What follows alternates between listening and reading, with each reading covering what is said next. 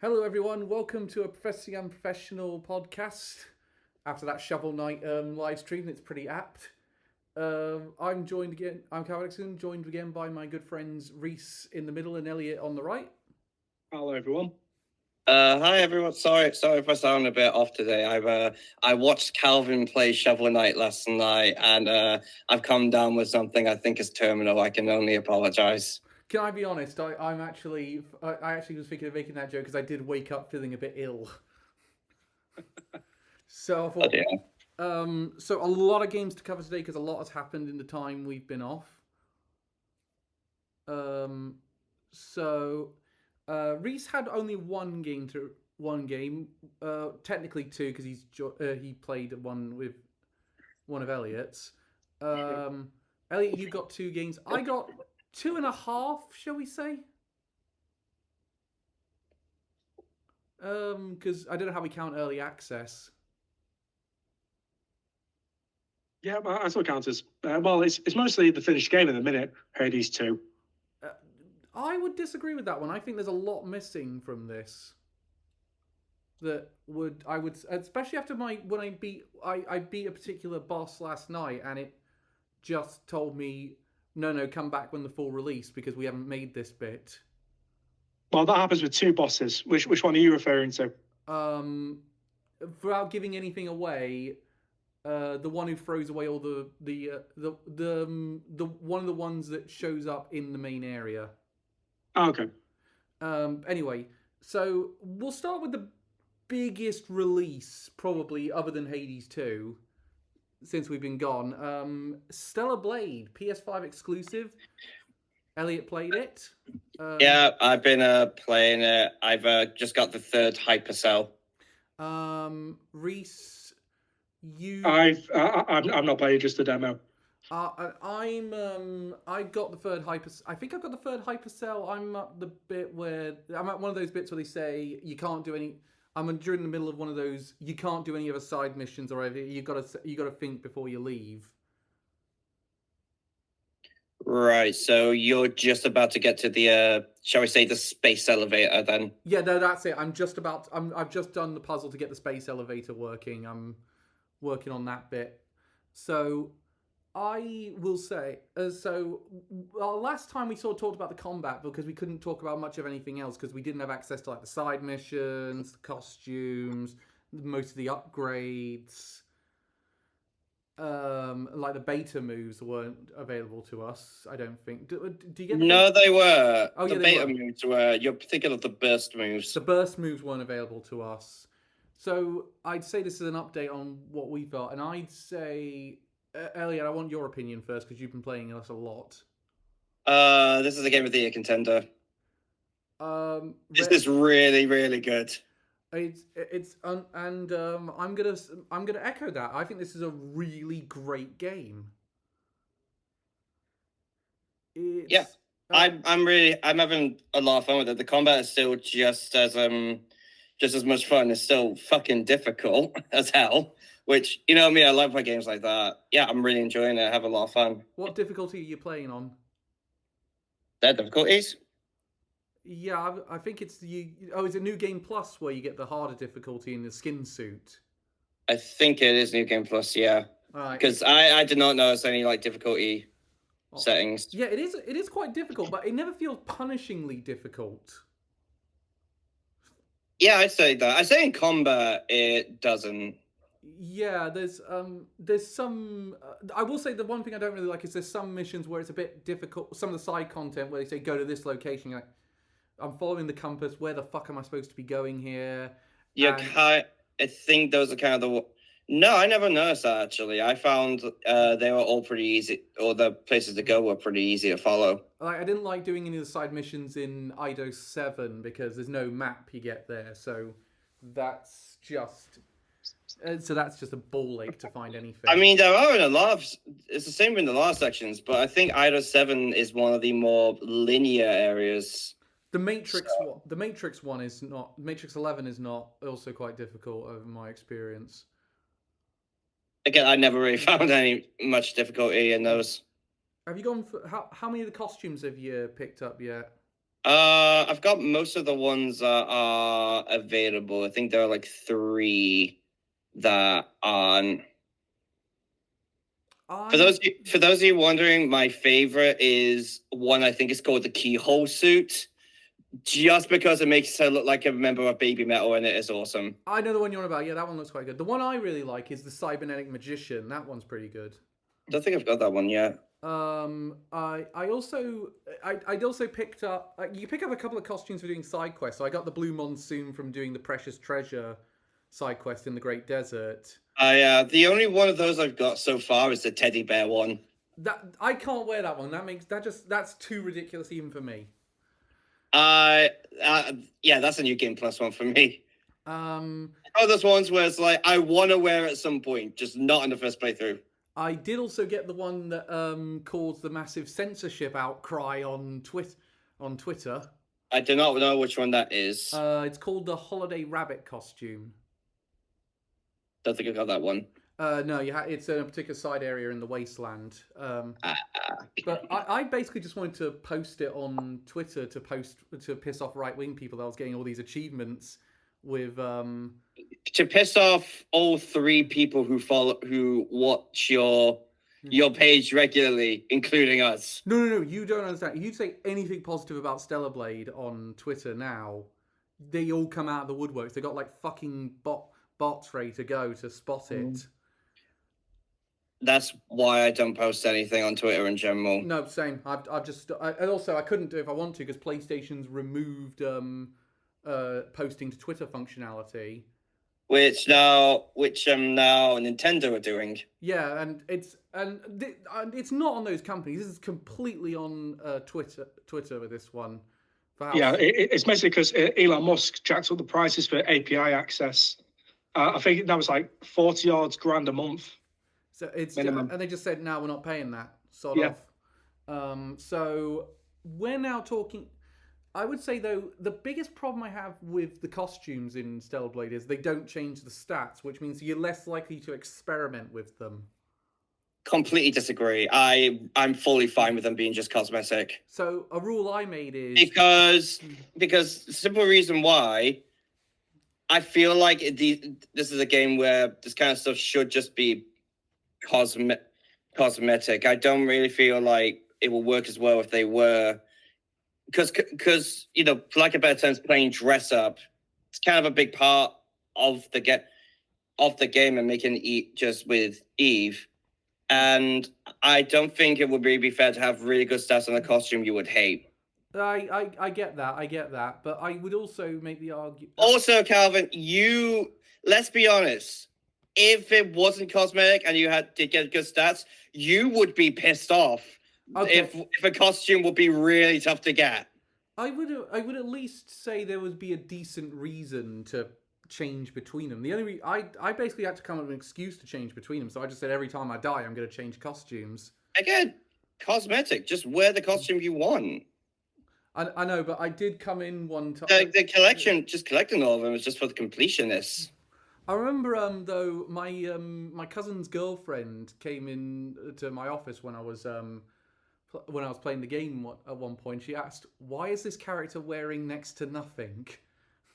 I said, basically, Japan. It's Korean, actually, this game. Korea. But yeah, because it really, I will say actually though, Eve is an excellent character. She's fun as a lead. Yeah, no, they're kind of doing a similar thing they did with Shanoa from Castlevania Order of Ecclesia. She's kind of got a similar thing going, although Shanoa... You say that like any of us have played it. Yeah, well, that being said, Shanoa was pretty much completely emotionless, and there was a plot reason for that. Whereas Eve does seem to have emotion; she just hasn't quite figured it out. I mean, she wrote it. Yeah, which is why it was quite a weird moment when I did the opera side mission, and Eve is listening to this very beautiful song. While seeing images of the town, she sat on a bar stool in a blue bikini, which is like tonal dissonance. And whose fault is that for putting her in the blue bikini? It was the first costume I just got. I was testing it out. Of course it was, Cal. For the record, Excuses. It took me to a good while to actually change my costume. I like to know. yeah, the default one is pretty good actually, and I actually got the one that shows up on the PlayStation homepage when you select the game. You know, when you press the thing, and it goes to we're starting up the game. The sort of like dive suit with the leather jacket. Yeah, I know what you mean. I also think I like how the upgrades work in this one. It felt that was that worked very well from like Elden Ring and Souls games. They borrowed quite well from that. I do kind of wish there were more weapons, aside from just a hair clip sword. Yeah, I suppose the drone is made more for that for the experimenting with other weapons, but outside the sequences where you're forced to use it, I didn't use it a whole lot. I did. I used it a fair bit. Just for like if there's like an enemy just for like if there's an enemy that like has very tiny health left, I'm just like, okay, bang. Yeah. Also I do like the fact this game. I don't know if it's the game or if it's a new feature of the PlayStation, but it comes with that hint system. That's PlayStation. I was going to say that's a PlayStation. That's just for PS Plus subscribers. So PS Plus that came in handy on a couple of occasions because there was a couple of times like I've never once used it. It's just sort of like, hey, you want a better tutorial? Give us money, please. But the thing is, I was going to be subscribed to PS Plus anyway because I want to use the online multiplayer. So I think it's only going to be not useful for anyone who doesn't want to play their games online. But again, I could imagine you don't need PS. I'm right in thinking you don't need PS Plus to download updates and patches. No, it's just for online multiplayer mostly. Right. Okay. I mean, PS Plus is obviously. Well, you don't need a PlayStation Plus account to access Helldive. You didn't Ghost of Tsushima on PC. You do need it but. Because there was a big thing about Helldivers 2 was going to require it, and then Sony backpedaled and said no, we're not going to. But yeah, that was after the game got massively review bombed on Steam because it was pulled out of over 100 different countries because they were making it so you could only play Helldivers 2 if you had a PlayStation account, and those aren't global at the minute. So people who bought the game were then locked out of their accounts. It's the same actually that happened with Ghost of Tsushima. That's been pulled from the same countries for the same reason. And it's really annoying because I'm seeing all this review bombing for negative reviews of Ghost of Tsushima. And I'm like, stop making out that this game's bad because you don't like a thing that PlayStation did. You've got every right to criticize that, but you're going to significantly hurt a lot of people. First of all, I would be saying that if it was a new game. Ghost of Tsushima is 5 years old. But this is I think everyone knows how good the game is. Second of all, it worked with Helldivers 2. I don't really see how this is how it wouldn't work here as well.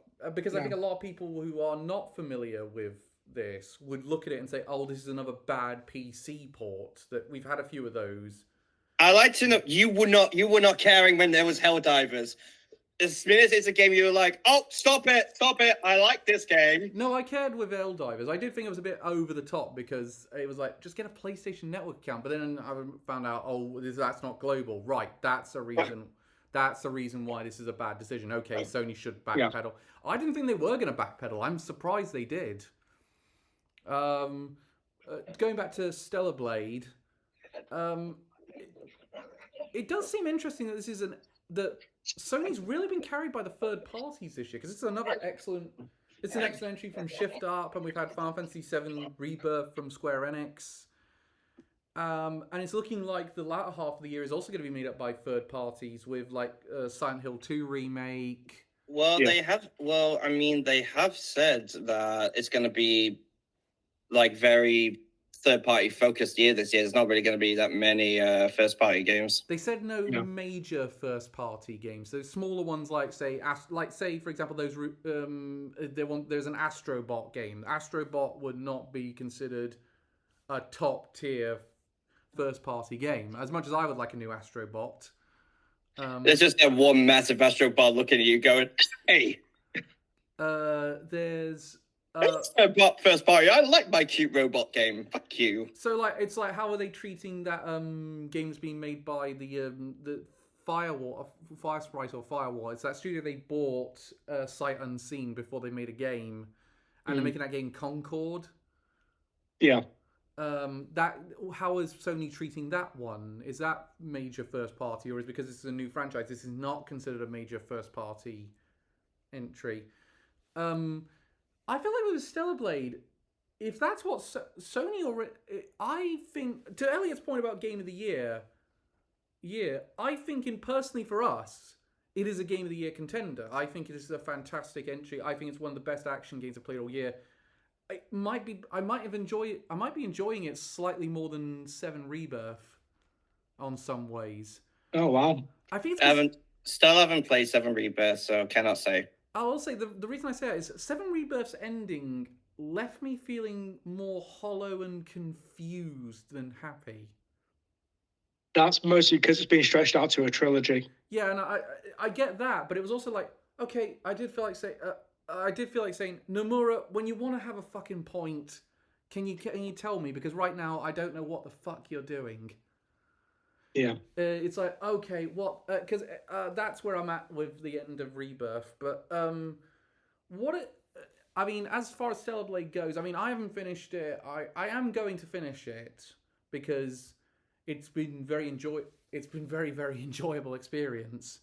Oh, has it now, Cal? I wonder why. Well, I really was tempted to do a tweet when that whole free Stellar Blade crap was going on Twitter, saying, guys, you can't play the game with one hand. I've been playing this game. I've tried, okay? I've tried. Big Kitty, little Kitty, Big City's come out. I've tried, okay? I can't do it. Piss off. That is a dumb... I'm so sick of that joke. Joke? Funny. You're funny, no jokes here. No jokes here, boss.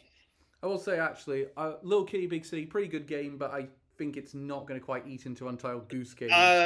There are some flaws with Stellar Blade I'd like to point out. First of all, I feel like there are too many instant death things. Yes, absolutely. And I don't really like... Because you have this, like, revival fluid thing that you can use once per death to revive you. I don't really like that that's only available in combat.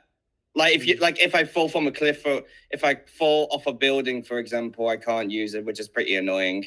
I'd also say, you know how they have a couple of those instant or really powerful moves, and it comes up with the purple circle? Yeah. You get that ability later on, sort of press backwards circle and you'll dodge it. I find it's a crapshoot if that's actually going to work or not. No, I find it easy. No, I do it pretty easy. It's the same as the blue circle one. You just do it in a different direction. Yeah, but that one I feel like it says do it forwards and I've done it, and it's not worked. And I thought that you come up with the fucking thing for me to do. And skill issue. Worked. That's all it is. Skill issue. Every time I fail that, it's always my fault. I mean, it's always because I'm like in the middle of a combo or something, and I haven't noticed a prompt in time. No, but I've stopped the combo when I've seen the blue mark ready to go, and I keep pressing forward circle, ready to go. Okay, do you do it when you see the circle, or when you see the blade light up?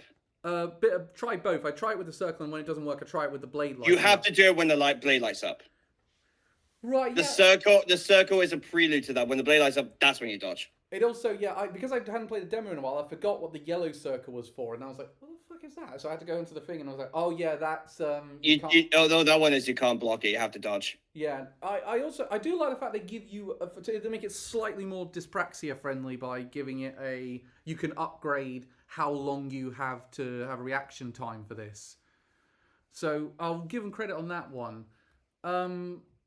I also think the world design it does feel like that it's not as interesting. Like I felt like when we got to the space ladder elevator, it was like, oh thank God, something that isn't a ruins or a desert. Yeah, I also think the story's a bit generic. It's sort of the same. Humanity's nearly destroyed by a big threat. You're the only thing that can stop it. Same story we've seen in many anime games. So, hello, Scarlet Nexus. Haven't seen you in a while. This is a better game than Scarlet Nexus, so I'm going to say that. So Scarlet Nexus is all right. I also say another thing I don't really like about, I think I will say the developers actually said around that story was kind of secondary thing. They pretty much got all the gameplay tied down, and then they went, "Oh yeah, we got to come up with a story." Yeah, it's understandable then. Yeah, that is understandable. Prioritizing gameplay should always be number one for me. like for me, I think most of the best story moments come from the side quests. Like the opera singer one is great, for example. I kind of disagree. Most of the side quests are just go find my friend. Your friend's He's dead. dead. Oh no, sad. So, AKA, hi, good to see you've been playing Ghost of Tsushima recently. I don't know. Here's the thing, though. I think Stellar Blade, unless it's a really unless a bunch of the games we're really looking forward to get quite low Metacritic scores, I don't think it gets the Game of the Year nomination at the end of the year. I think a few of the reviewers have been quite unfair on this one. I think it deserved more of a higher Metacritic score than it got.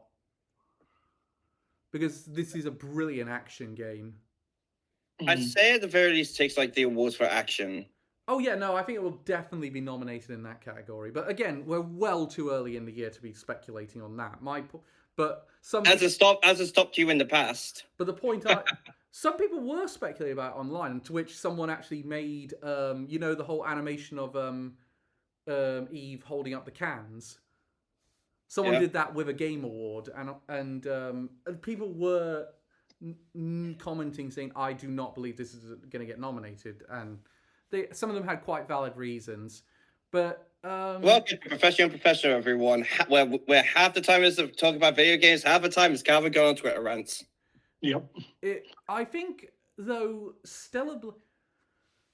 The weird thing is, though, Stellar Blade is the last confirmed PlayStation exclusive for the rest of the year. They don't have one now, and for pretty much their entire foreseeable future. Like, they've got a bunch of games, but they still have to be determined. So my speculation is we're going to see a PlayStation showcase soon to make up for that. Probably. Yeah. But I will say, if Stellar Blade is the last thing we're getting PlayStation exclusive this year, which I don't believe it is, because I'm fairly convinced Silent Hill 2 is coming this year. I think it was a great experience. I'll say this was better than I was expecting it to be. I had high expectations and they have been met. So, do you mind if we move on to? We'll go on to Reese's game after this one. Do you mind if we move on to one of mine? So, what do you guys want to do? Do you want me to do a brief bit on Hades 2 early access? I'll keep it spoiler-free as possible. Or do you want me to do a Euyden Chronicles first? Since when have you cared about what we want first? No, I'm saying which one do you... I think let's do Hades 2 because that's the other big release. Yeah, it's one currently blowing up on YouTube. Release. Well, yeah, it's early access at the minute, and I've beaten all the bosses bar one, and I've got all the available weapons apart from a couple of upgrades to a couple of them. I don't have... and one of the weapons isn't done yet. We know there's another weapon coming because it showed up in the this is what's coming next bit. Yeah. So I love the new weapons. I'd say particularly I like the battle axe and the staff, and also the twin scythes. I hate the mine distributor, and I hate the magic wand. They are just awful to use. They're the bow and arrow for me from the last game. And I like the fact the game basically starts with just basically the trailer was all the premise you needed. Kronos is out. Something bad has happened, and this new character Melinoe, who's the daughter of Hades and Persephone, who was born between the games, is now taking the fight. I'll say it's brilliant. It's utterly brilliant. There's already twice the level of content there was in the original Hades at launch. Yeah. And I'm sorry, this game, it's phenomenal some bits of it are clearly not done. Like some of the character models aren't done. Some of the artwork for the dialogue bubbles isn't done either. Yeah. That was what surprised, including one character, which I won't spoil who it is, but I was like, really? You didn't finish this one up before you put it out? So, like, well, again, it's just early access. Yeah, and it just had its first patch the night before we recorded this, so I did play a little bit of the patch. Didn't really feel like much of a difference, but like there's one of the bits where there are a couple of bits where it will just cut you off and just say, no, you can't do anymore now. Yeah. But in terms of gameplay, I actually think when we're all said and done, Hades 2 will outdo the original Hades. But I will say that final boss is fucking difficult. How do you feel about gods being limited to 3 per run now instead of 4? That made it a bit difficult to build. I think that's something they should change going forwards. How so? Do you have like less attacks or something? No, you still get the dash. You get the attack. You get the special attack. You get the dash. You don't get the cast attack anymore. They changed that now to you've got an MP meter, and you can you create a circle around you, and that will trap enemies in. And if you hold it for the special version of that, it eventually will blow up and deal a lot of damage to them. So that's cool. And they also introduced a new mechanic called hexes.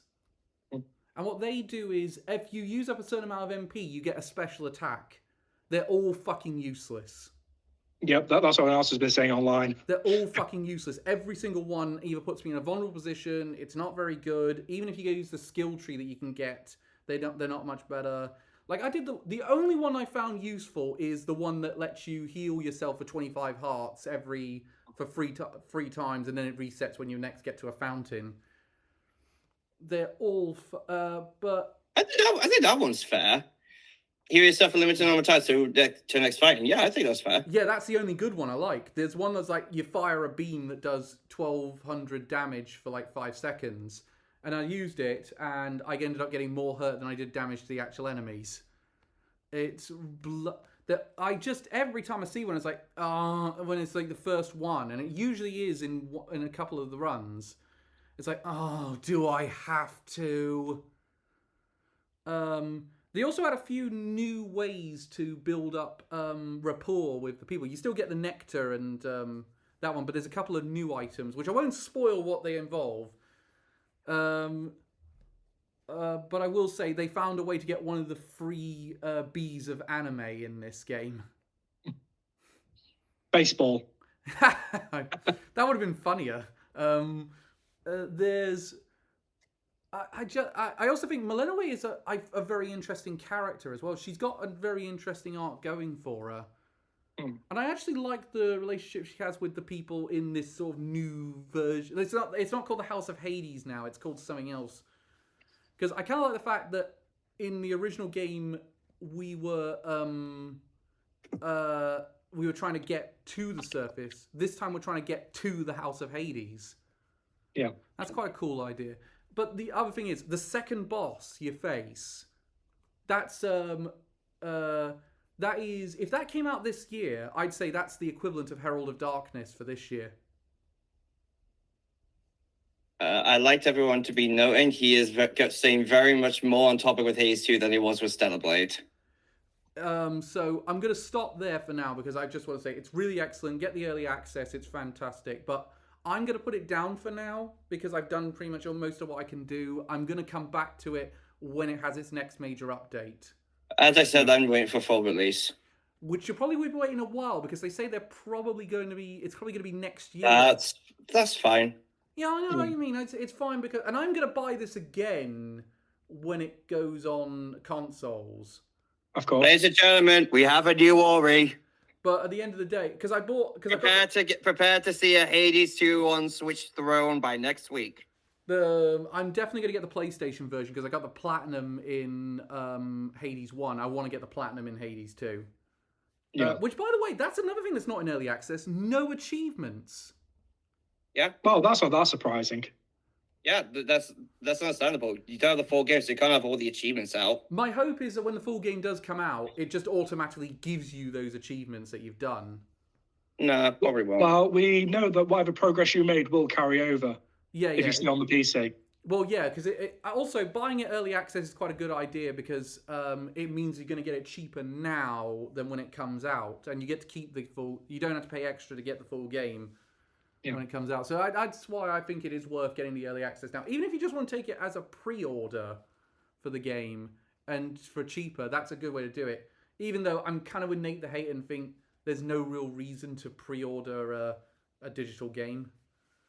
Yeah, Because but at least you're pre-ordering Hades 2, you've got something to play until it actually officially releases. yeah, and it's Counter argument: you pre-order a digital game, you don't have to wait for it to download. Oh yeah, okay, I'll give you that one. That's a good one. And also another one I think would be a counter to that is if you want to get the extras from the digital deluxe version, because they often won't sell that to you in sort of like a pack afterwards. Speaking of bullshit downloadable content, Planet Zoo. Hey. So, Reese, you've been playing the PlayStation 5 version. I played the PlayStation 5 version, and I have played a bit of the PC version as well. Yeah, and it appears that it's only Cal who dislikes this game. I'll explain my reasoning behind it, but why do you really like Planet Zoo? It's a great spiritual successor to the original Zoo Tycoon, which was their mission first and foremost. And to go on to a topic we'll talk about later, the original team who made Zoo Tycoon, Bluefin Games, they were bought and shut down by Microsoft. Yeah, I forgot they were bought by Microsoft and shut down. So, is anyone from Bluefin working on this? I'm not sure. They've not said if they have, but it has been 20 years. So, incidentally, does that mean that that means Xbox owns Zoo Tycoon? Yeah. So if they want to, they can relaunch the IP. It's getting DLC as well. That's cool. Yeah. It's getting a ton because it came out on the PC, I feel like 5 years ago.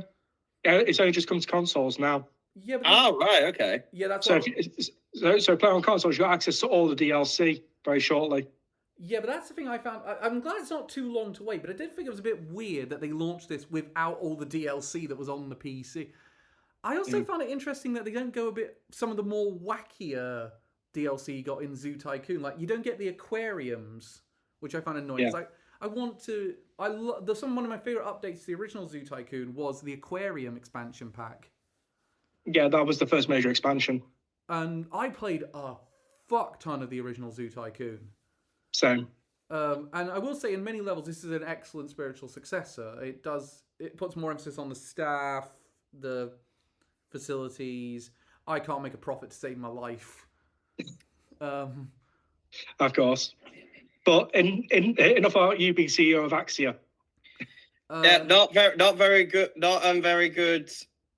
Prospects for when he takes over. Then. No, luckily I've got people who actually are better at finance than me that run that shit. I give it 3 months until we're on the street. I will actually. The thing I don't like about Planet Zoo, and it's not just the fact the controls are not made for a PlayStation controller. They're fine, but I always felt like I wish I was using a mouse half the time. I think they've overcomplicated it. How so?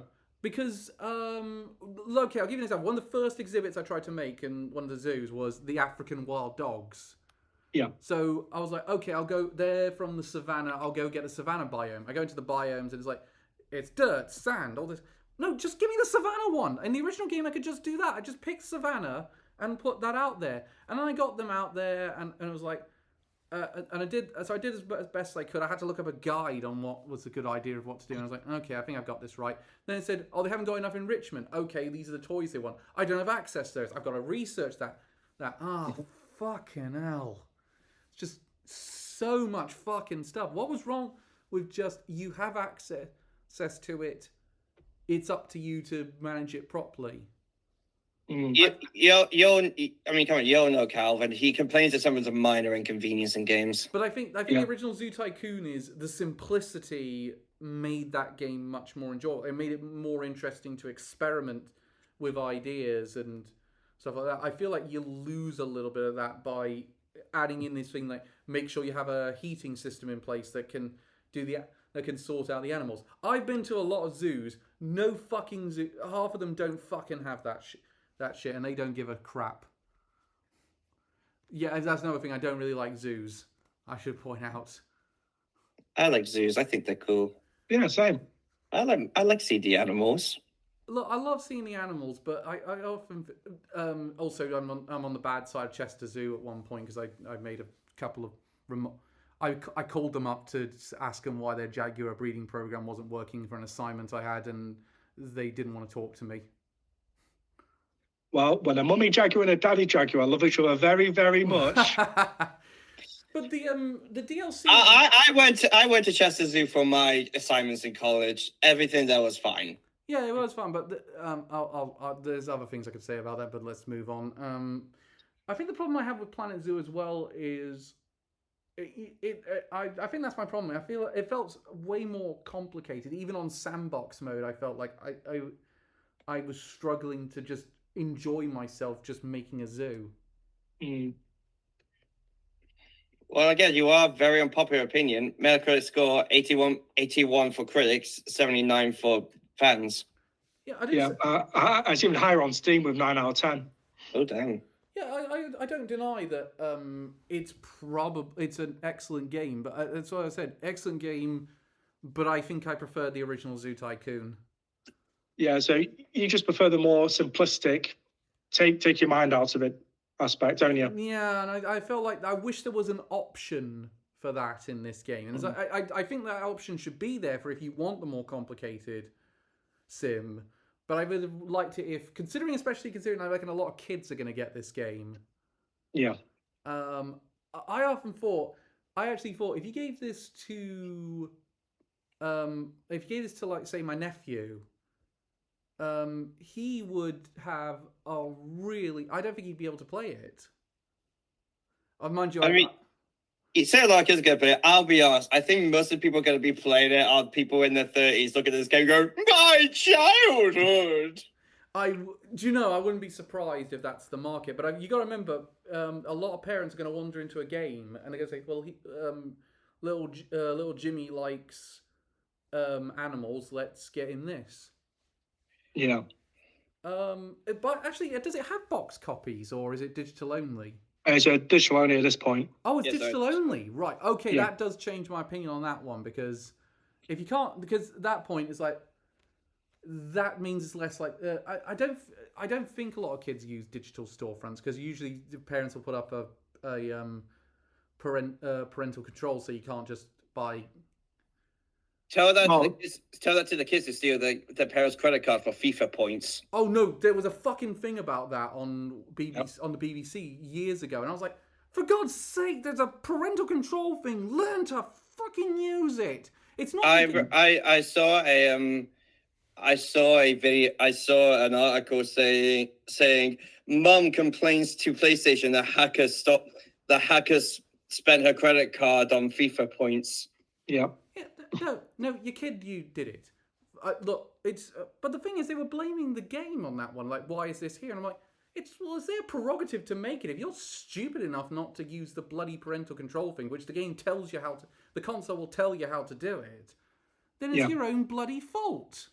These are the same parents. These are the same parents that complain about YouTube not having things suitable for kids. I don't think that's the smartest thing in the book. It's called YouTube Kids. I get an advert for it every fucking day on my app. Yeah, same. You need to understand. These parents are too busy drinking red wine and cheating on their husbands. Well, and if you send the hate mail to Elliot at So on that note, yes, send them to me. My one response will be okay, Karen. Do you think? I will say, Reese, I do think the campaign's pretty good. Yes, the campaign was good, but I did encounter quite a few glitches where I fulfilled the criteria, but it wasn't being checked off, which did require me to go back and reload previous saves quite a number of times. Oh God, wait until we get to one of my next game. There's a massive glitch in that one that's pissed everyone off. I also think it is a bit hand-holdy as well at first. It doesn't really give you that opportunity to do much of anything until quite late in the campaign. Yeah, because you're mostly building upon existing parks to begin with. Yeah, rather than having free control. Yeah, and I was like, this is a better zoo than I will ever design. What the fuck am I doing with my life? Carl, this zoo turns a profit. What did I do wrong? So there's Why were the monkeys dead? I fed them 2 weeks ago. There's Also, whoever thought peacocks was a good idea? That is that should have been a DLC animal. Yeah, they're basically just there as low maintenance animals. So I think we're all agree. So I think we're agreed that Planet Zoo is a good game, but you liked it way more than I did. Yeah, and a lot of people didn't have issues with the controls once you got used to them. Yeah, I will admit, once I got used to them, I wasn't having too much trouble. But it did take me a while to, say, for example, raise the height of the thing so the giraffes or the elephants wouldn't get out. Which, by the way, that was difficult to do on the PC as well. So that's not exclusively a PlayStation thing. Yeah. And the controls are more complicated than Planet Coaster was. So it has been upped in difficulty. Do you think Planet Coaster is a better game? I did encounter less bugs with it. So I'd say overall it's a more stable game. But let's say that Planet Zoo takes care of those bugs. Would you then recommend it over Planet Coaster? I think I would, yeah, only because you're looking after the actual animals and you can see the AI of them walking around. Whereas compared to roller coasters and stationary rides, they just go up and down. So that can get quite boring quite quickly. See, I would just try to recreate that one in Cadicris's video, Toilet Land. So let's talk about Elliot's next game, which kind of ties into our last Anime Amigos episode. Sandland. So you played the PlayStation 5 version, I believe, Elliot. Yeah. Yeah, it is available on Xbox as well. It's available on Steam as well, I believe. It's not on Switch though, is it? No, it's not on Switch. No, I don't think it's on. I think it might be consoles only. Give me a sec. Double check that. Well, for the record, I haven't played Sandland yet. Oh no, yeah, it is on Steam. It's just not on Metacritic on Steam. All right, so not enough people have reviewed the PC version. That means, what is his Metacritic score, by the way, Elliot? Because last I checked, it was something like 82. 72. 72. Oh, so for critics, 7.8 for fans. So this has kind of been a bit of a middling release if we go by like typical Metacritic. What about? Oh yeah, I've got two games. I just realised I forgot Endless Ocean. Fuck. As in most of the people who played it. Yeah, no. It's that's going to be a very short segment. How is it? I remembered you played that, and yet you forgot. Honestly, I put it down to one weekend. We'll get to that later. Elliot, what do you think of Sandland? A little mixed. All right, what's the good about it? Well, I think the most of the good is well, obviously the Akira Toriyama stuff. I love the character design. I really like the character designs. It's an interesting world. It's a fun story. I like the vehicle combat. Like you drive around in the tanks, shooting shit. That's a lot of fun. Okay, what's anything else that's good about it, or are we now moving on to like some of the weaker points? I can't really think of too many from the top of my head. I do overall have fun with the game, but there's a number of things that do irk me a little bit. And last we talked, you were at the Forestland segment when we had that yeah, I'm in Forestland now.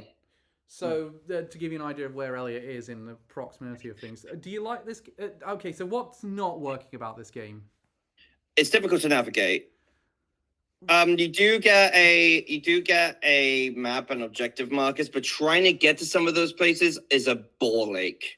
Oh, I'm going to be using that word a lot for something later. Like there's remember spending ages trying to find the area for one of the side missions because you had to take a very particular route to get to that, and the game did not show that very well. Right, I see. What about I think you had to go into a cave, follow a tunnel that had a couple branching paths, and maybe, just maybe, right in the center of it, though, not even in the center, like off to the side somewhere, there was the encounter bit. It was annoying. Right. I mean, I like the character designs in this game from what I've seen. As I said, that's Toriyama. The character designs are awesome. I think Beelzebub is his best designed character, personally.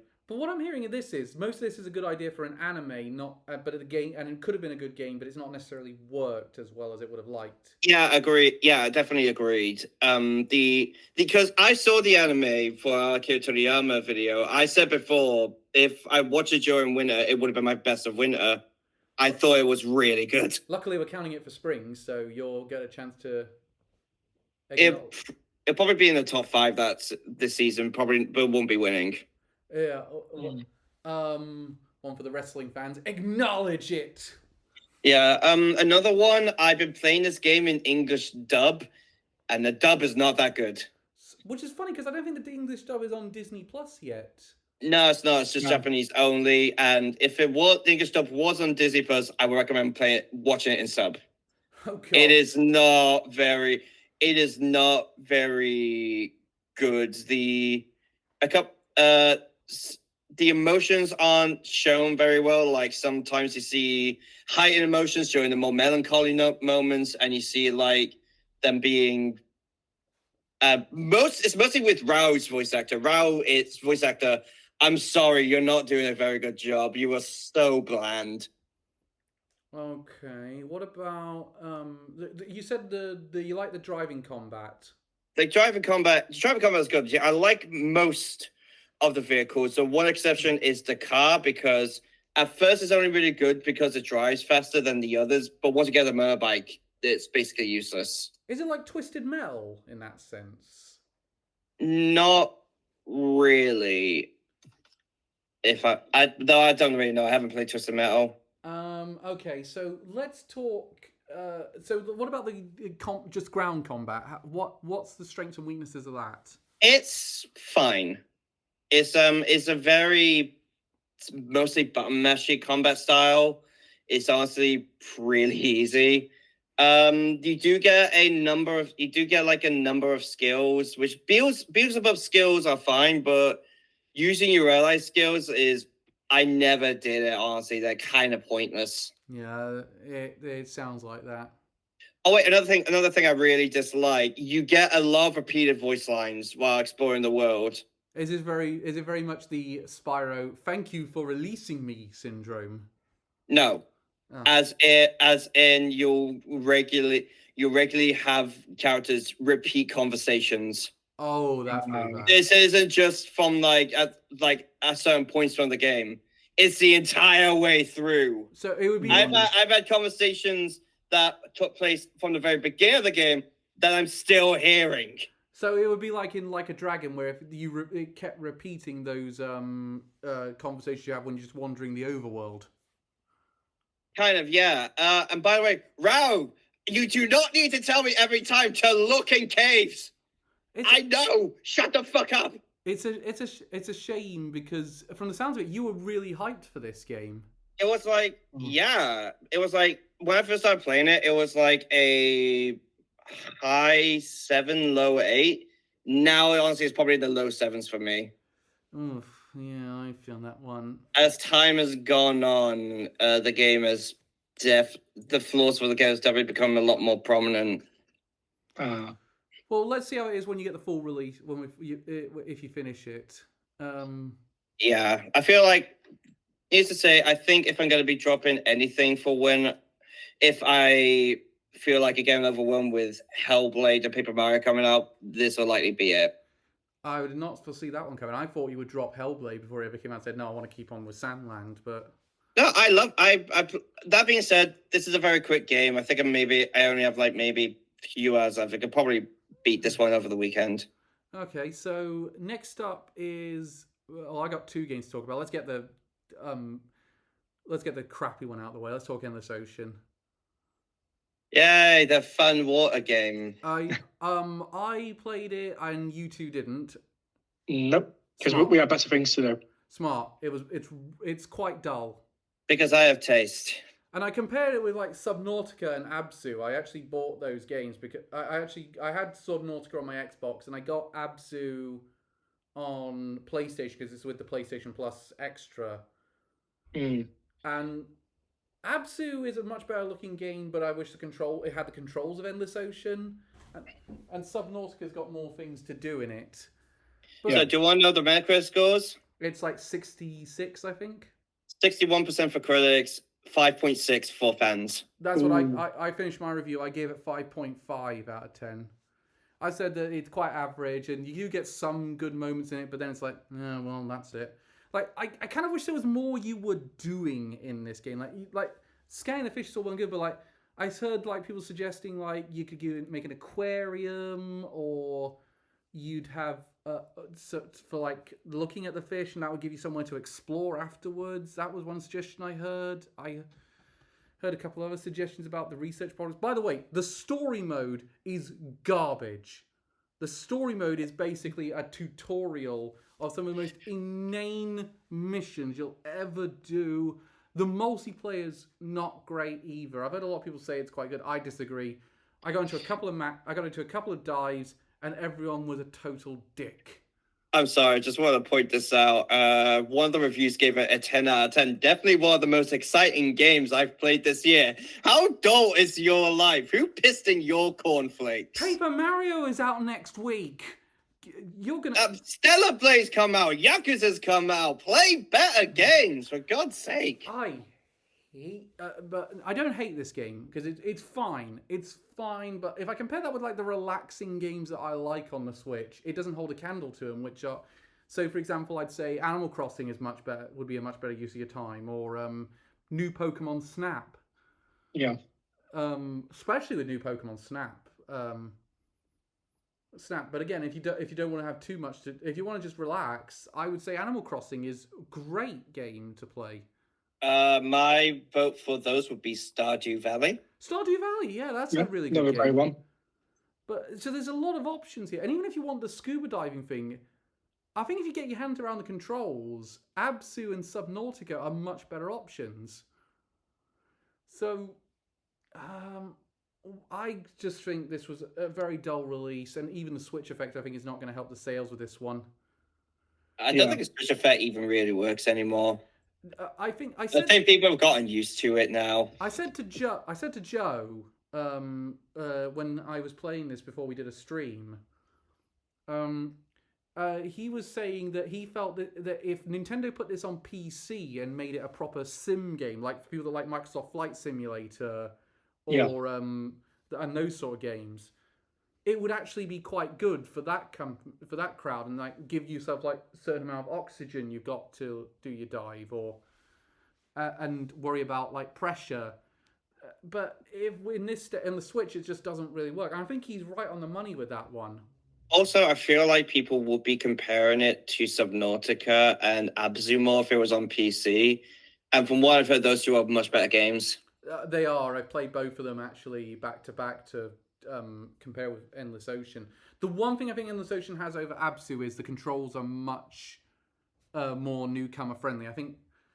But Absu, once you get the hang of them, they're fine. So let's move on to the game I was very excited for, Euyden Chronicles 100 Heroes, the spiritual successor to Suikoden, made by Rabbit and Bear Studios. Now, for the record, I played the Xbox Series X version. I did not play the Switch version, which has numerous performance issues. And I also played a little bit of the PC version, and I will say the PC version is the one that looks best. Yeah, which is to be expected. Yeah, no, and it can really put out a proper 4K 60 look. But I will say the Xbox version is nothing to scoff at. And although I will say, if you take, you know how the Xbox has that feature, instant resume? Save before you ever use it. It doesn't fucking work half the time. It crashed so often. Oh, really? Yeah, no, there's a few games on the Xbox where the instant resume doesn't work very well. I've had a couple of games that have it bad, but Euyden Chronicles was particularly bad for it. So wait, which console did you play it on? Xbox. Of course it did. It was on Game Pass, so it made sense. You simp. You Game Pass simp. Well, it was either that or I did buy it. I would say I did buy it, and you still bought it, yet you're playing the free version. But the thing is, as well, with Game Pass, with the Xbox version, it was a case of I wanted the instant resume because there's not that many spots to save the game, and this game has a terrible autosave. Like, you will go... I remember the first dungeon, You go 40 minutes without an autosave. Oof, that is rough. So so with the Xbox version, it has 76 from critics. From fans, 73. I think the PlayStation 1 and the Steam 1 and PC are both higher. No, only the PC. What's the PC one? 78. That should be higher. It should be at least 82, 84. The Switch, fucking hell, the Switch is 56. 56. Yeah, the Switch version has numerous issues that they need to fix, which is annoying because the Switch would be an excellent format for this game. But I will again, it's an old system now. But I don't get it. This is not a game that's going to push a system that's going to push a game like this. Something has gone horribly wrong. Yeah. During development, but I will say there's times I'm playing Euyden Chronicles and it's the best thing I've played all year, and there's times I'm playing it and it's a ball ache beyond belief.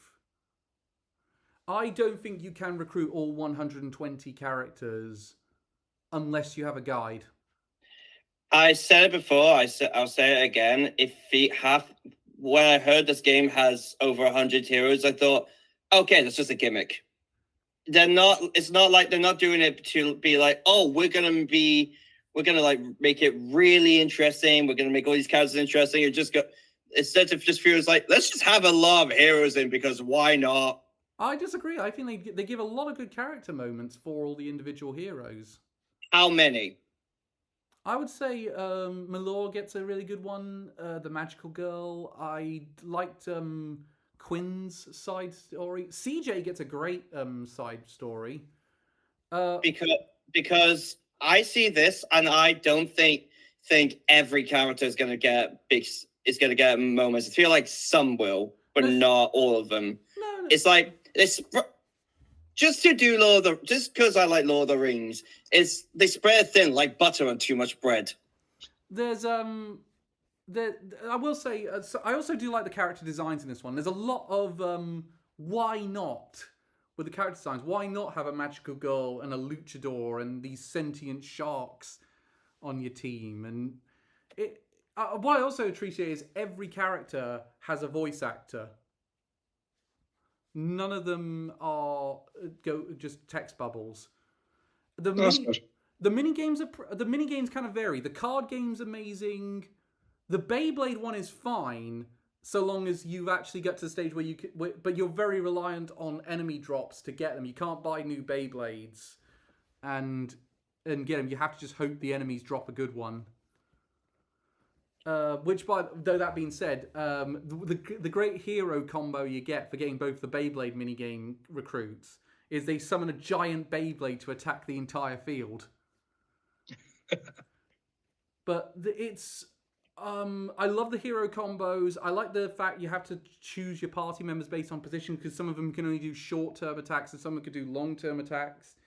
The combination of characters can make a difference because some of them have combo moves together. Storyline is excellent. It's kind of it kind of does this story about when people are conflicted and they become friends, but they now are on opposite sides of a war. So it's a real great discussion there. Oh, what's this about? It's people conflicted. There's a war. It's kind of 10 out of 10 would wank to. It is a good, and I do like the main characters and the main story. It is I also think they did a pretty good job with making the. I think a lot of people said that Sign would make a better main character than Noah, but I think the whole point of it is Noah being that paragon contrasts Sign, who is conflicted over doing his duty. Versus what he knows is right. And I will say the RTS combat is okay. Especially, but it takes a while till you get to have a lot of customization with it. So there is a reason to recruit all these here. And some of them you really want to recruit because you want to get you do lose access to certain facilities and certain gameplay mechanics if you don't. So you don't get access to the card game until you beat the card game guy. You don't have access to a shop until you go back to the abandoned mines and pick up the guy who sold your stuff on the way. There are a bunch of moments in the game where I'll just say, you got to now go out and recruit people. And I have recruited all 120 characters. I've actually done it, but I've looked at the guide. There's no more optional characters now. I just have to play the story and get the rest of them. You did. Just said, I've unlocked all the characters, except I haven't. Yeah, but all the characters... I will end up unlocking all the characters because all the characters now are story relevant. So, and they join you automatically. You don't have to do anything or fill a certain criteria. It is a good game for so for the mini games, I quite like them. Didn't really like the fishing mini game. The giant egg racing is pretty weird, and that didn't get good for me until I ended up getting some good drops. Which, by the way, some of these characters are a ball ache to recruit. There's one. So, like, you got to hope an enemy drops a certain thing, and then you appraise it, and then give it to them, or you've got to find or you got to beat an enemy. There's one that was really annoying, where you got to beat them in 2 turns, except it gives you 3, and it gives you the impression you could beat them in 3 turns. But if you beat them in the 3rd turn, it doesn't count. So again, I'm hearing all this. Just think, I didn't really talk that much about Stellar Blade. And also the worst one for me was Clark, because he's a character where you have to wait 30 minutes at a time if you want to recruit him. You just got to hope this item is in this particular shop and then buy it and take it to him. And then by the time I got it done, it took me 2.5 hours to recruit him. But I love the combat. The action's excellent. Graphically, it looks amazing. The great use of 2D characters, 3D backgrounds. I'd say it rivals Octopath Traveler in that regard. That's impressive. But overall, I mean, I thought Euyden Chronicles is really good. I don't know how the ending's gonna make me feel. And apparently there are plans to make a sequel to this. That's a shocker. For once, Calvin's given it a higher score than IGN did. Yeah, I'd say at least an 8.5, if not a 9, or because some of the characters are a ball ache to get, and that's the worst part of the game. But I don't know. This game just doesn't appeal to me. It's the reason why I didn't really like Xenoblade Chronicles 3. It felt like there were too many options. Oh, then there's a lot. Well, see, there's a lot more options in this game. There's a lot. That's the thing. I'm someone who likes much limited options, but much better but much more developed. Meanwhile, this I just see this. I just think it's a lot of options, but it feels like they're not going to have much depth. You'd be surprised. A bunch of them do have a lot of depth. So the card game, for example, has a lot of depth to it. You really have to. And it also, one of the 2 characters a lot behind it. You got to get one for just beating the person who sets up the shop in your town, and you've got to collect 120 cards before one of the characters will show up. Again, it just doesn't appeal to me. But and also that's another thing. If you don't like the mini games, you're not going to get all 120 because at least one hero is locked behind each mini game. Though it is cool because you get a sentient capybara who sets up hot springs. That is bizarre as fuck. So I would say if you really like Suikoden, this is a game to get. Although that being said, I think it'll be interesting when Suikoden 1 and 2 HD come out, because I think a lot of people are going to say this feels a bit lacking compared to Euyden Chronicles, which has a lot more features in it. Yeah. So so obviously there's other games that we played at the time, like Another Crab's Treasure, which was pretty good. Little Kitty Big City was fine. You guys play anything else that we need to talk about before we go on to the main talking point? Well, the major thing for me was finishing the Platinum for all the Soul series. Oh yeah, well, congratulations on that, Reese. You finished the Platinum for all the Soul series. Yeah, it only took me 2 years. Elliot, have you finished your what have you done anything else that we haven't mentioned? Just playing Elden Ring, really. And a last Splatoon. Oh, by the way, I do know you played a little bit of Another Crab's Treasure, didn't you? Yeah. That's pretty good, isn't it? It's quite fun. I like the fact that the reason you lose your shell is tax evasion. It is a very funny game. For the love of God, though, I would say unless you don't have to, don't play the Switch version. It's got performance issues up the wazoo. And I played the Switch version. Oh, and the glitches are there's a glitch that's terrible in Another Crab's Treasure that meant I had to restart the game multiple times.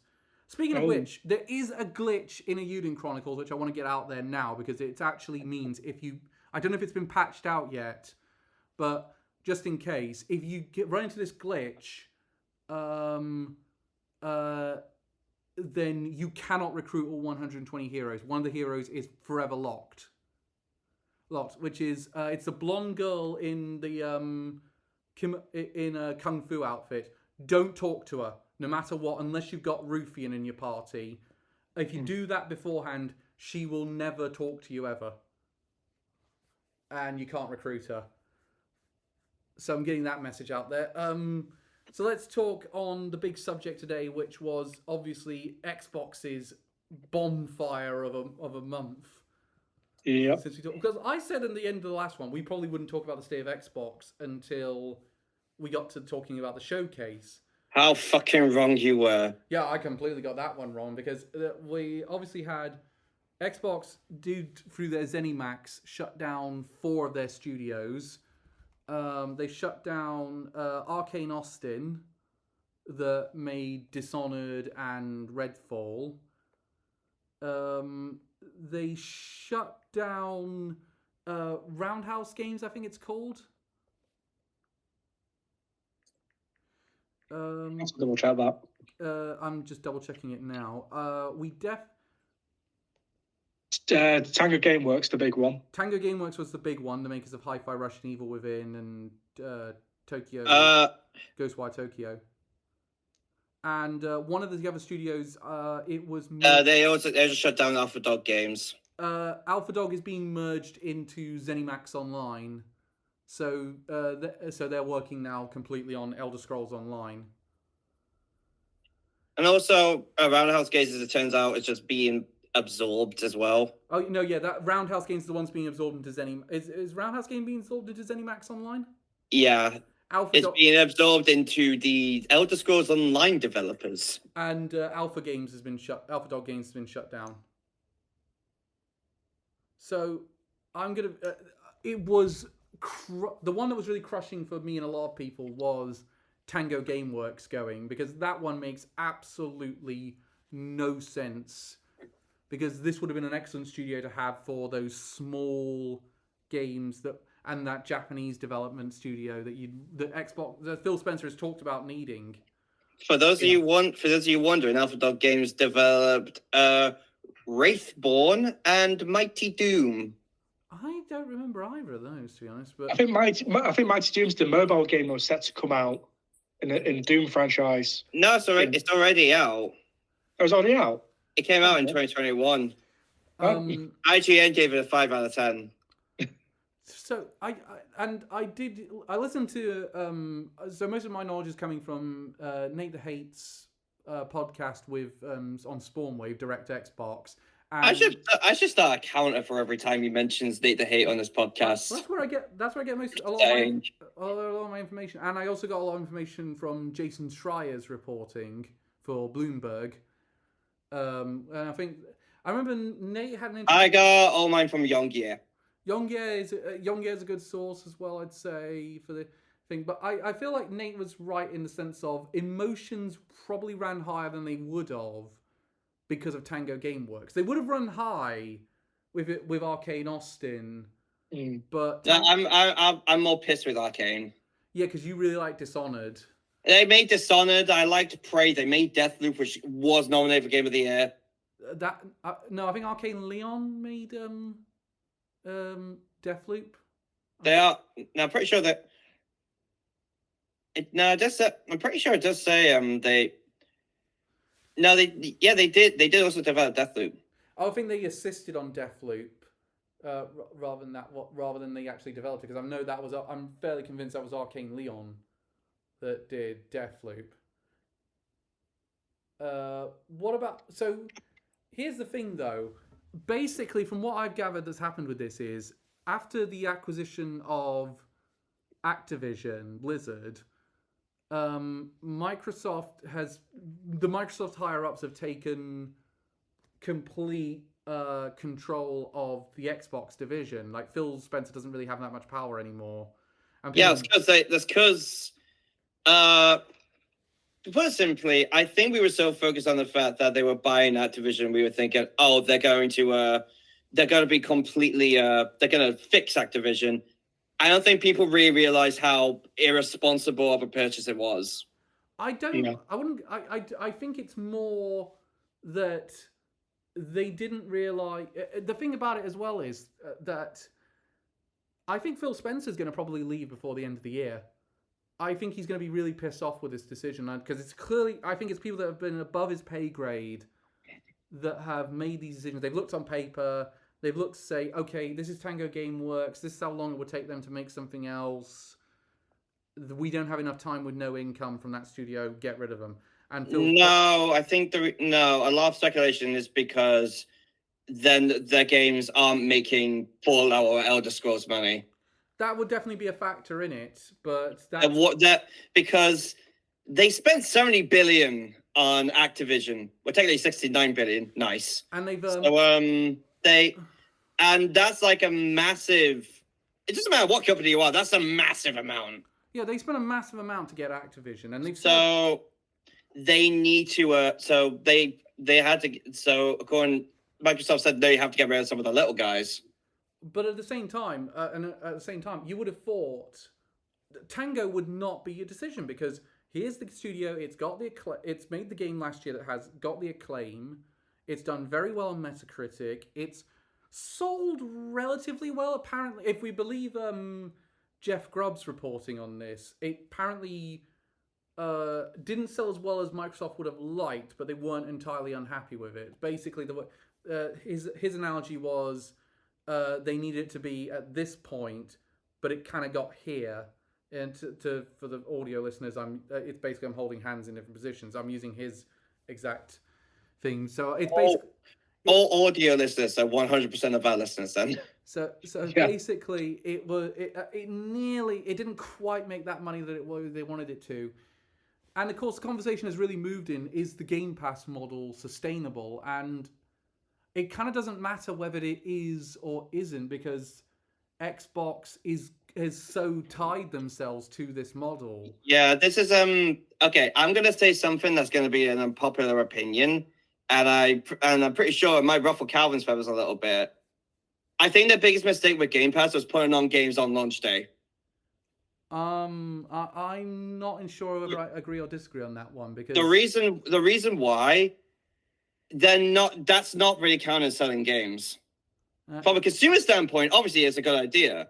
But from a business standpoint, and when it comes to like sales and income, making income, that's like majorly hindered the amount of sales that those games might have gotten. I think there's what it's essentially done is made Game Pass what should be a tertiary way to make income into essentially the primary way. Because they thought like after Activision Blizzard, they probably thought. I'm pretty sure they said, "Oh, we'll be fine. We'll make it back through Game Pass subscriptions," naively thinking it will keep going up when it is going to stagnate at some point. And it's hit that. Which it is now. Yeah, it's hit that now. And I think I'm not sure, but I think the one way they could actually deal with that issue is if they offered early access purchases like they did with Starfield and so like you can get it through Game Pass, but if you pay a bit extra, you're gonna get it earlier than everyone else. But to compare it to like PS Plus, they do put new games onto PS Plus like a year afterwards. What they should have done, they should wait like I'd say 6 months minimum. I think though people would just then say, "Well, I'll just wait 6 months for it to come onto Game Pass." I don't think that would actually change the sales perspective. Some people would. There were a lot of others who would say, "No, I'm going to get it now." I think there's a bigger issue at hand actually for Xbox, which is same day PC releases. I don't think they've realized how much that was going to damage them, because a lot of people didn't want to stick with the Xbox at that point. There's no real reason to actually go and buy one compared to buying a really good gaming PC.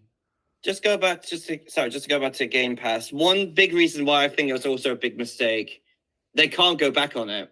No, they really can't. Because players expect games to go on Game Pass on launch day. They can't decide to do it, otherwise fans will revolt, and the Game Pass subscriptions will tank very lightly. But the other factor as well is they're a bit limited on what games they can put from the Activision side of things onto Game Pass, because in order to get through these antitrust lawsuits that they had in like the FCC in America and the EU and the UK CMA, they had to make a whole bunch of deals around where they probably made a bunch of behind the scenes deals about what games can go on Game Pass. So, for example, Call of Duty would have been a big factor in this. Like, how much of the actual Call of Duty games can get put on Game Pass? And there's, we're hearing reports that there are a lot of behind the scenes talks about how whether COD is going to go onto Game Pass day one, or if they are going to hold that off. I would like, we know, for example, the COD game's going to Ubisoft Plus in Europe because that was part of the deal that got it over in the UK. They are? Yeah. That was part of the... They're going on to Ubisoft? Yeah, that was the deal. Yeah. They had to say, you put it on Ubisoft Plus, you can have the deal in the UK. What the fuck? I know, that makes no sense. Like, you just put them on a service for an entirely different company. But that's how you get past antitrust laws. I think it's almost like going, oh yeah, you can put Mario on your Nintendo subscription service, but it has to go onto EA.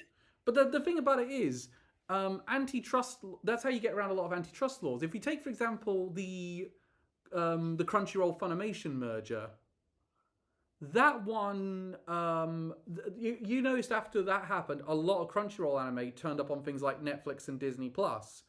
That would have been a, and of course the FCC was looking into that deal. Like, was this a monopoly for anime streaming services? And I think to get around that, they basically said, you've now got to diversify where your the anime that you've licensed can be used. I mean, I've said many times before, I really don't like Microsoft buying out massive companies because it doesn't feel like a strategic call. It feels like they were losing a game of basketball, so they decided to take the hoop. But it's a case of, as well, the fact Tango Gameworks was so successful with Hi-Fi Rush and it still wasn't good enough, does make you worry about, like, what happens with Hellblade 2 that's coming out next week. Is a lot of people are saying that Ninja Theory is probably going to go next. I personally don't think they are. The reason being that I think, and I'm saying that purely as but then again, I wouldn't have said ages before we did this, Tango Gameworks ago. I'd say, no, that's ridiculous. They've already talked about reinvesting in them. They've already talked, and I don't think any of those things were lies. I think at the time those were absolutely true. I think what's happened is, basically there's been a massive upheaval at Microsoft, and there are a lot of people are saying now it feels more like Microsoft gaming than Xbox. Yeah. And the guys behind these decisions do not understand how this stuff works. But more, and basically the attitude they kind of went in with was, if you have a game, from what I gathered, is basically, if you have a game that's in the middle of the production, we'll let you finish it. If you're about to pitch a game, we don't have time for you to make that game. Yeah, which was what Tango Gameworks were going to do, because they were about to pitch a sequel to Hi-Fi Rush. Yeah. Now the thing is, Hi-Fi Rush 2 could happen. Another Dishonored game could happen. Microsoft still owns the license to those games, for example, but they now need to find a studio that's willing to do it. And it makes you feel quite glad that Toys for Bob got out, because that's the thing that I was thinking. Why didn't they just do what they did with Toys for Bob. Toys for Bob made a separation. They said, we want to go independent. Said, okay, we'll license out our properties to you, but you now have to handle all the money, the marketing, all that business. That's now all on you. You now, your employees' finances, all that is now on you. And lo and behold, Toys for Bob are in a brilliant state at the minute and are probably going to bring a new Crash Bandicoot game in the next few months. In the next couple of years, I should say, actually, because I don't think it's that far along. But it actually makes me wonder, was there someone inside who actually tipped them off beforehand? No, because this was coming from the ZeniMax side of things. They haven't made any cuts to the Activision side of things. But I think, if anything, I would have suspected that Activision would get the cuts right now rather than ZeniMax. I would have thought if you're building up for that deal, then Activision would be the route you'd go down. Even with some of those games making a lot of money. I also would say another factor is this isn't just an Xbox issue. This is an industry-wide issue right now. The problem is the industry is at a state where it's not sustainable anymore. They are spending too much money to make these games. They're taking way too long to make, which is reducing the income of the studio repeatedly. And I mean, looks like another example on the PlayStation side of things. Insomniac had layoffs. Insomniac, and look at their track record since the PlayStation 5's launch. You would have said again, Spider-Man 2. There's no way that game's going to result in people losing their jobs, and it still did because. Well, yeah, but you need to remember they're not Naughty Dog. No, Naughty Dog is like PlayStation's wank bank, essentially. But Naughty Dog also got it. Naughty Dog had layoffs as well. Oh, right. Didn't even know that. Yeah, Naughty Dog. But not as severe as other companies. As other companies, yeah. And they shut down London studios, who were behind some of the best gimmick games for the PlayStation. Like, they developed pretty much most of the iToy market. And I think if you actually watch Cad Icarus's latest video on the iToy, it really shows what contribution London Studios brought to PlayStation. Massively, yeah. So it feels weird them not being around anymore. And again, Jim Ryan was showing up to that studio weeks before he was shutting it down. It's also, you got to remember, when we got those leaked documents from Insomniac, Spider-Man 2 cost $500 million to make. Mm-hmm. And most of that was spent on getting the Spider-Man license. Now, that is really not sustainable. So, but they were able to recoup some costs with the Adidas sponsorship. Yeah, the Adidas is it Adidas or Adidas? I've heard both. Same. So the only company I think is fine at the minute is Nintendo. Yeah. Because Nintendo's not doing those budgets to make their games. They are well keeping it in, and in order for some of these games to do as well as they want, it has to reach the best-selling Switch games numbers. Like, it has to reach a Splatoon 2 or Splatoon 3 level. And those games, and I'm like, dream on, you are not getting those sales levels. I'm definitely not getting anywhere near Mario Kart levels. I mean, I think the Japanese game industry is not in as bad a state with the exception of Square Enix, but then I think they are starting to recover now. Yeah, don't forget, Square went off the rails for a while. Because if you remember, they said they expected that Tomb Raider reboot to sell 10 million copies within a year or something. What fucking planet were they on where they thought that was going to happen? Yeah. I mean, I think Microsoft has said they're expecting Game Pass to get like 50 million subscribers by 2030. They're not even halfway there. I think they could pull off a bit of that if they can bring out a good string of quality games. Like, let's say Indiana Jones is excellent. That's going to drive quite a lot of people to Game Pass potentially. I promise you, most people just buy the game. So let's say, for example, but that's what Xbox need to do right now is they need to have. I would have said, well, this is what I said before. I would have said they need to have those quality releases so you can build up confidence of the brand going into the next generation, because you cannot win this generation. You are well behind PlayStation 5. Massively. So you now need to just earn your trust of the public. But every time I'm thinking now, I just think no matter how good this game is, I'm just gonna be thinking at the back of my head, this might be a one and done, because the people, the higher ups might just say, no, this isn't doing well enough. You need to can it. Do we think that Microsoft, that they bought Activision to be Activision rather than and just screw everything else? Again, to me, it feels like they were losing. They were losing. Their essentially thoughts is, oh, we're losing the console wars. Hey, let's buy this big company. So now they publish for us, and so that would probably give us more. That would probably give us more attention, take away from these guys. Okay. As I said, lose the game of basketball, so they take the hoop.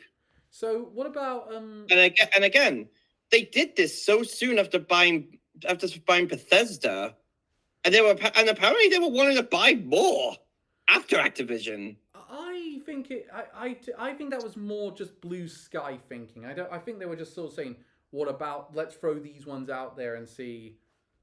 Yeah, exactly. They're not wanting to make their own things. They're just wanting to buy other people's. So, for example, one I saw was Sega, and people saying, "Oh, thank God they never bought Sega." I knew from the start they were never going to be able to buy Sega. It's really hard for because of Japanese antitrust law, because of the way Japanese laws work. It's very difficult for an American company to buy a Japanese company. They would go into so much litigation, and it would ultimately not be worth it. So and also Sega I don't think wants to be purchased.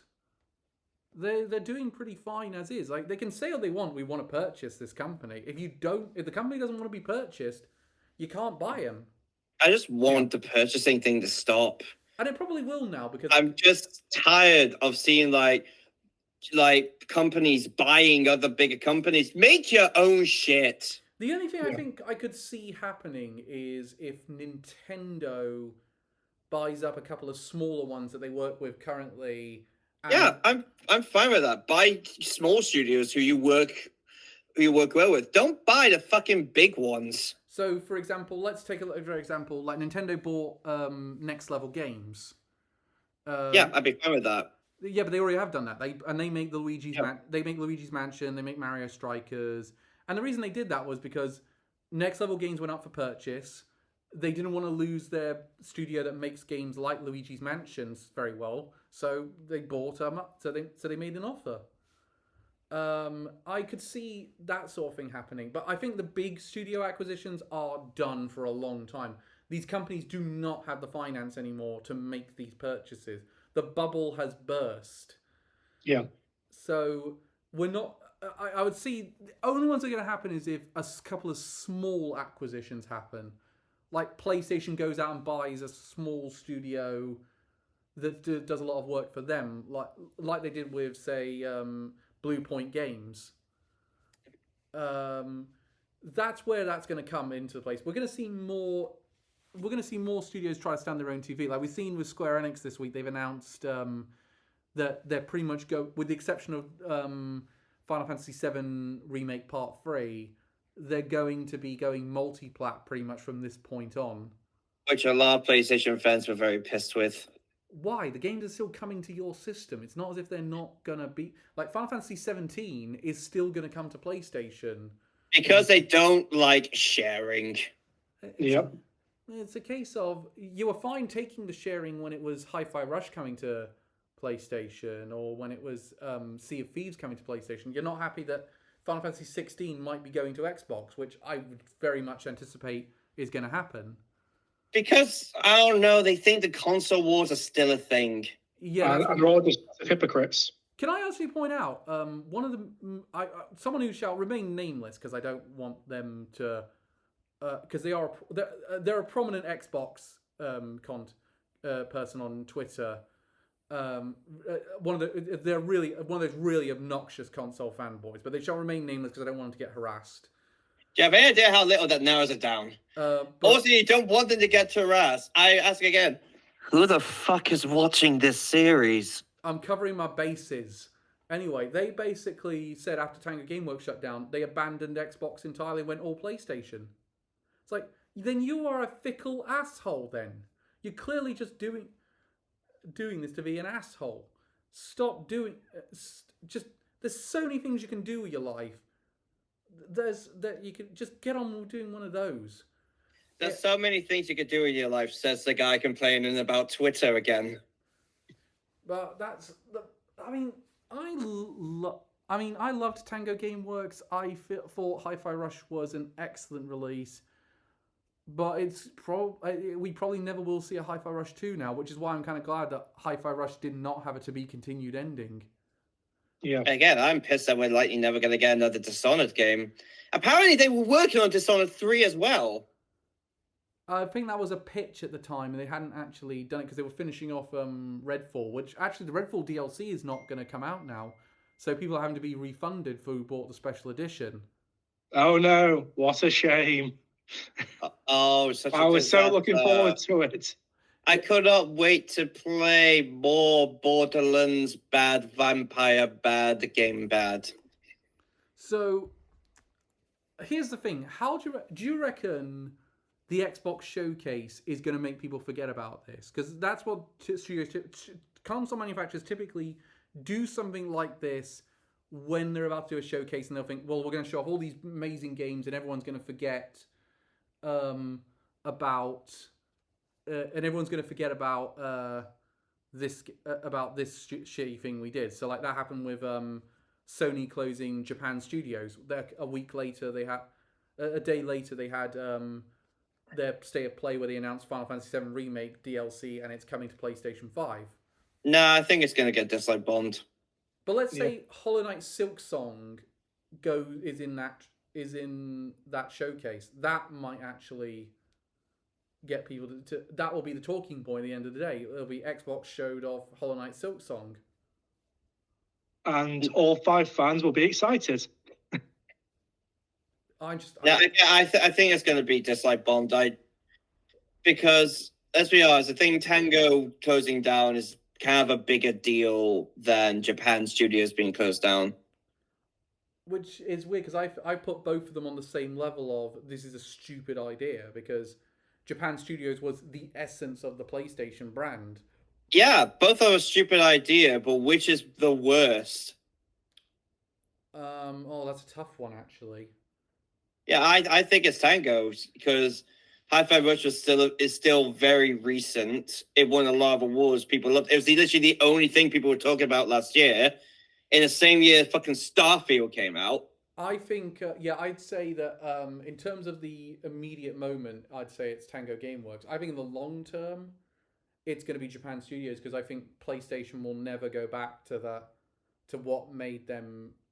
I think they are stuck as being the Last of Us clone studio after that. But what do we? But as I say, time will tell, because we're going to discuss the Xbox showcase in our next podcast. Whoa! Along with every other showcase. Which, speaking of which, let's get. So we'll be back. We're taking June off. But we will be back in July, and so we're going to be talking about Paper Mario 1,000 Year Door remake. We will talk. I'll be talking about Super Monkey Ball. We're going to talk about Hellblade 2. Mm-hmm. Probably, and then of course we're going to be discussing and our news item will be all the showcases that took place in June. Well, I should say May and June, because I think it's next. I think the PlayStation showcase is next week. So we'll discuss PlayStation, Xbox, the Nintendo Direct, which we know is going to happen because Nintendo have announced ahead of time it's definitely happening.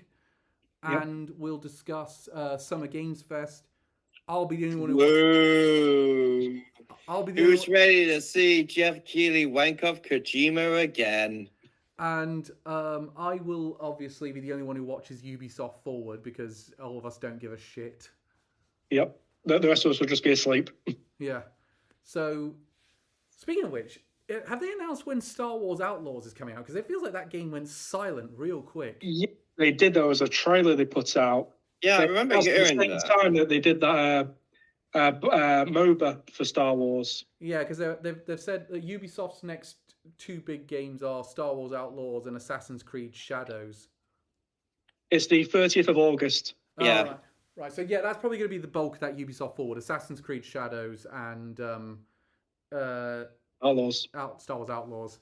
Which, by the way, Star Wars Outlaws does not look very good. No. I'll be doing it for the review, but I don't have high hopes. So, I have a Black Myth Wukong, so I can get away with not playing it. So, out of all the Suck it, Reese. So before we get to that one, of the 5 ones we know are going to happen, because we don't know if Square Enix is going to have a presentation or anything like that.